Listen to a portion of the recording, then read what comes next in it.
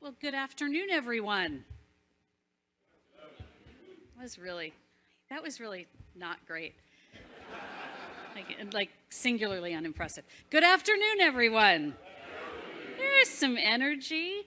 So this has become a bit of a St. Patrick's Week tradition and a great honor for the Chamber to host the Taoiseach during his visit here, and really to take an opportunity, as we love to do at the Chamber, to celebrate commercial and business ties. And I don't know that we have a stronger, more important partner than we find from our friends in Ireland. So we are delighted to welcome you back to the Chamber and to the United States, and also to welcome our relatively new ambassador, Ambassador Byrne Nason. Thank you so much. We're all delighted to work with you here. Look, you all know that for the American business community, Ireland represents the gateway to Europe. I know a lot of you personally. I know how much business you are doing. It's not only a premier destination for U.S. investment, but also a form of home away from home for a lot of U.S. companies. So we watch these commercial ties get stronger every year as we celebrate this event. And some of that we truly believe is because of shared values. A shared value for free enterprise, a shared value of fair competition, and also the shared value of rule of law. We really look to Ireland as a voice of reason when it comes to regulatory policy, to promoting closer trade and investment ties among all Western allies, and dealing head-on with some of the geopolitical challenges, including the ones we face from China. Ireland, as you all know, has been integral to UK-EU relations since the Brexit referendum, and we at the Chamber were pleased to see the newly concluded Windsor Agreement in the hope that, as business always wants, it brings more certainty and stability to the relationship. We have, over the past year, of course, worked as two countries, joining democratic nations around the world to stand united against Russia's unlawful war on Ukraine, together donating critical humanitarian aid, welcoming thousands of Ukrainian refugees. Ireland has certainly stood shoulder to shoulder with the United States in standing shoulder to shoulder for the people of Ukraine. And I understand you even took that responsibility seriously.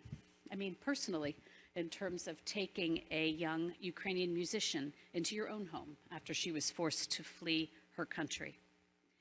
The Taoiseach is a man of character, commitment. It's defined a long career in public service.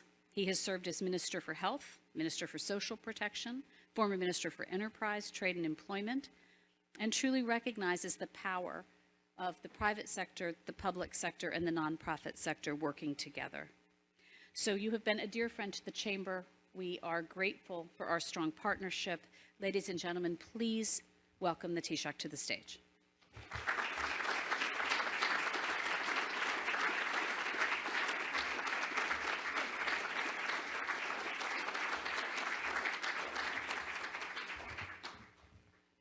Good afternoon, everyone, and really pleased to be here today among so many friends in the US Chamber of Commerce, and really great to see so many familiar faces here today. I want to start in particular by acknowledging and thanking Chamber President and CEO Suzanne Clark, and also Chamber Senior Vice President for Europe, Marjorie Chorlands, in her absence, for inviting me to speak to you once again today. I also want to recognise the presence of quite a lot of visitors from Ireland, including from the American Chamber of Commerce Ireland, as well as IDA Ireland, Enterprise Ireland, Science Foundation Ireland. We always put Ireland at the end of our agencies, just in case you think we're from a different country. IBEC Ireland, and of course, members of the Irish Press Corps. In my remarks this afternoon, I'm going to reflect a little bit on the Ireland-US economic relationship, the EU-US economic relationship of which we're part, including the Research and Development Partnership, and we'll touch on recent developments in Northern Ireland and the wider geopolitical context. President, as you know, as somebody of Irish heritage, around St. Patrick's Day, we traditionally celebrate the strong bonds in history and culture that link Ireland to the United States. We also celebrate our close political, cultural and economic alignment. And while we are very different in size and scale, both Ireland and America are champions of free trade, free enterprise and investment, knowing that it is the best way to lift people out of poverty and into prosperity. We're committed to the green transition, not just as a necessary response to climate change, but also as the driver of new economic opportunities and jobs. And we've made significant investments in each other's countries. It won't surprise any of you to know that the US is one of Ireland's largest and most important trading partners. In 2021, the total value of trade between our two countries was roughly 70 billion euros, representing a fifth of all Irish trade. And our business partnerships have proven enduring and reliable throughout some very bumpy times. Most importantly, though, our economic relationship is mutually beneficial and highly integrated. It encompasses goods and services, investment and income flows, and employment. And it's very much a two-way street, a much more mature relationship than perhaps was the case in the past. Ireland provides US firms with a welcoming, competitive gateway to the EU single market, which is one of the largest markets in the world. There are now around 900 US companies in Ireland, employing more than 200,000 people directly, and as many again indirectly. Ireland remains an effective and attractive location for investment. We're home to 20 of the 25 top financial service companies, 17 of the 20 top banks, 9 of the 10 top global pharmaceutical firms, 9 of the top 10 US technology companies, and 4 of the top 15 med tech companies. And of course, we host many of the most familiar brands, some of which are represented here today, particularly in the areas of tech, pharma, medical devices, and financial services. As Suzanne has put it, Ireland has become a home away from home for many US businesses. We don't take this for granted for a moment. Ireland was a very undeveloped country when I was growing up in the 1980s. Many of our brightest and best emigrated in large numbers to the UK, to Europe, and to America to build their careers. In those days, we had a falling population because so many young people left. Now we have choices. In fact, Ireland has experienced net inward migration of talented and skilled people for decades now. We've also seen huge social transformation in Ireland over my lifetime, becoming a more equal and diverse society, from marriage equality to women's rights, to one of the highest minimum wages in the world and the strongest labour laws. We're also expanding universal access to affordable healthcare, childcare, and early years education. When companies are asked why they invest in Ireland, they tend to mention the same things. The ease of doing business, a very similar business culture in Ireland to that exists here in America. Political stability, a common law legal system, the quality of our workforce, a dynamic research and development ecosystem, and an attractive and transparent and stable tax regime. Ireland also offers US companies, particularly in regulated industries such as pharmaceuticals, medical devices, financial services, access to the European regulatory system. We understand that research, development and innovation are essential for growing businesses and sustaining high-value jobs. For example, the extraordinarily successful US-Ireland R&D Partnership Programme demonstrates the strong collaborative relationship between our two countries, encouraging scientific discovery across borders. It provides a unique opportunity to advance research on a global scale and create future world-class technological innovations. As I said earlier, the relationship is increasingly a two-way one. Approximately 650 Irish-owned companies in all 50 states now employ about 100,000 Americans in sectors as broad as education, construction, energy, environment, medical devices and software. And today, Ireland is the 9th largest source of FDI into the US. And that's not small for a country of 5 million people. I imagine poor Irish immigrants coming here 30, 50, 100 years ago would have thought it unimaginable that Ireland could be one of the biggest investors in the United States. As I mentioned, part of the attraction for the US companies investing in Ireland is our membership of the European Union single market, of which we're a founder member. This year we celebrate 50 years of membership of the European Union, and support in Ireland for EU membership remains very high, well over 80%. We support the EU's ambitious trade agenda and its leadership role in the World Trade Organization. And we're really glad to see the US administration engaging again in the work of the WTO. Our aim is to shape global trade for the benefit of our economies and societies together. Within the European Union, we're very much encouraging the conclusion of new generation trade and investment partnerships, which will cover rules and standards, making trade and investment environment, including with the US, easier and more predictable.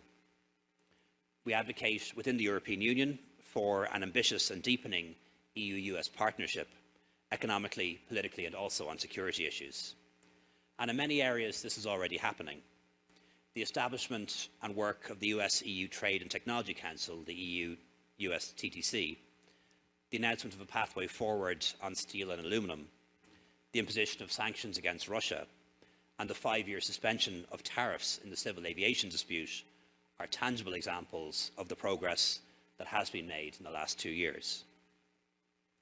Nevertheless, a lot of work remains to be done, and we very much welcome the administration's commitment to climate action, backed by significant government investment in the green transition. We believe that the US and Europe need to work together on this, and with other reliable partners around the world, to make that green transition happen.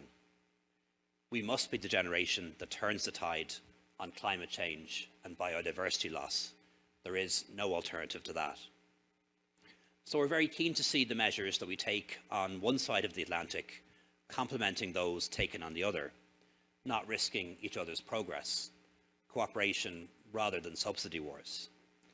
And that's why we welcome the work underway in the EU-US Task Force to resolve some of the issues that have arisen between us in relation to the Inflation Reduction Act. As you all know, the United Kingdom has now left the European Union. And apart from the difficulties that it's created for Northern Ireland in particular, it means we've lost an ally and a champion of free trade from the European Union table. The EU isn't the same place without the United Kingdom there.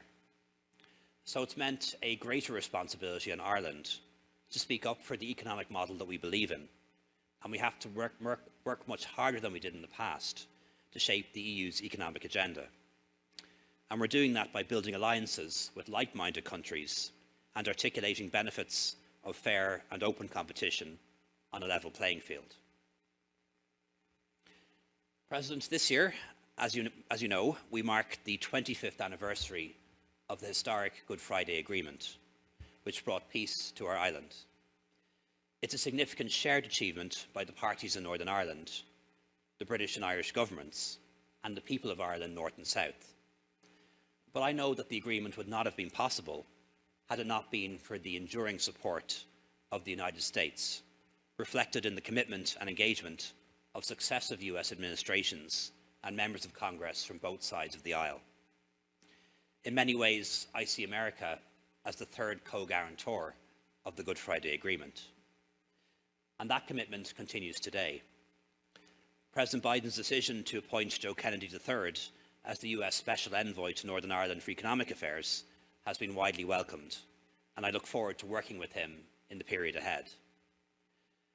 I also endorse the recent agreement between the European Commission and the United Kingdom on the Northern Ireland Protocol, or the Windsor Framework. While I appreciate that people want to give careful thought and reflection to their response, I sincerely hope that it will pave the way to the early restoration of the power-sharing institutions and political institutions of the Good Friday Agreement. That is the Power-Sharing Assembly in Stormont, the Executive in Northern Ireland, and the North-South Ministerial Council. At a time of global uncertainty and geopolitical tension, it is more important than ever that Europe and the US should stand together for our shared values: freedom, democracy, and a rules-based international order.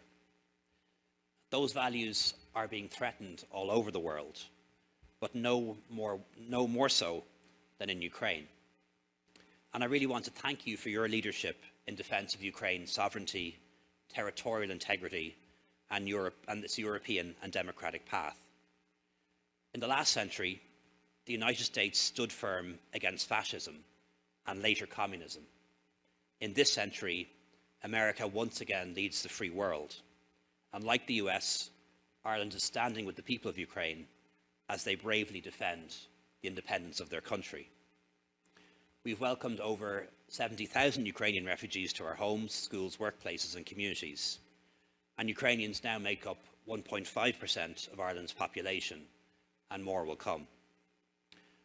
We're supporting their application for membership of the European Union, hoping that will bring them the same opportunities as it brought to Ireland. And we're going to work with them and our international partners to ensure that those who have launched and prosecuted this brutal war against an innocent people are defeated and held fully to account. And we'll also join the global effort that will be necessary to rebuild Ukraine when peace comes, and rebuild it we will. Despite the challenges we've all faced in recent years, the Irish economy has proven to be remarkably resilient. We have record levels of people at work, youth unemployment is at an all-time low, female participation in the workforce close to an all-time high. Last year was the best year ever for trade and investment, and incomes in nominal terms at least are higher than they ever were before. However, we're conscious of the need to be ever vigilant, and we must never take our strong economy for granted, or make the mistake of thinking that a strong economy on its own is good enough. So with this in mind, we recently published a new policy paper on enterprise, reaffirming that FDI will remain a major part of our economic model. Through our policy choices and investments, we'll work with foreign and indigenous enterprises on the green and digital transitions to ensure that our future success is founded on sustainability, innovation and productivity. Of course, competitiveness is not just about having a pro-business policy environment, though that is essential. It's also about providing the infrastructure expected in advanced societies. And in the coming years, we'll continue to step up our investment in housing, education, energy, water and public transport. And that work is very much underway. With a rising population and a booming economy, we have an infrastructural deficit. But in my time in government, we've quadrupled the amount of money that we spend investing in public infrastructure, and that will continue. In a world of rapid change and even more frequent shocks, one constant has been the depth and durability of Irish-US commercial relations.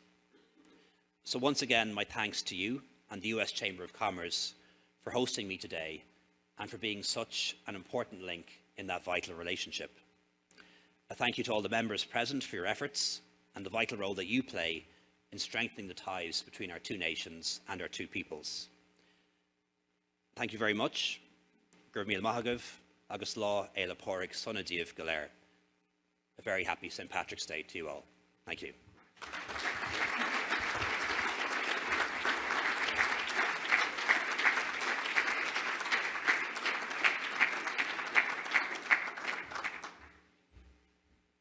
Many thanks to His Excellency the Taoiseach for being a guest of the U.S. Chamber of Commerce today. Thank you so much to all of you for coming. We invite you to enjoy some refreshments and an opportunity to mingle. Thank you again.